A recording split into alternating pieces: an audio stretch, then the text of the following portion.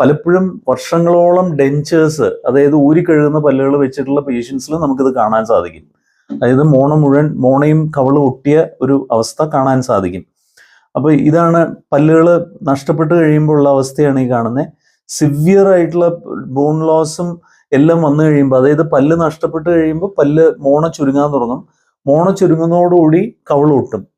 അപ്പോൾ അനേകം വർഷങ്ങൾ കൊണ്ടാണ് ഇങ്ങനത്തെ ഒരു അവസ്ഥ സംഭവിക്കുക. അപ്പോൾ ഇത് അങ്ങനെയുള്ളവരിൽ നമുക്കിത് റെസ്റ്റോർ ചെയ്യാൻ പറ്റും. ഇത് പ്രീ ട്രീറ്റ്മെന്റ്, ഇത് പോസ്റ്റ് ട്രീറ്റ്മെന്റ്. അപ്പോൾ ഇങ്ങനെ ചെയ്യുന്നതോടുകൂടി നമുക്ക് ഒരു റെസ്റ്റോറേഷനാണ്.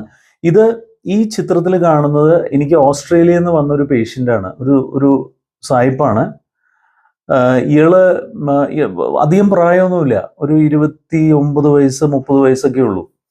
പക്ഷെ ഇയാൾ എന്നോട് പറഞ്ഞൊരു കാര്യം, കുട്ടിയായിരുന്നപ്പോൾ ഇയാൾ വെള്ളമല്ല കുടിച്ചിരുന്നത്, കൊക്കക്കോളയാണ് കുടിച്ചിരുന്നത്.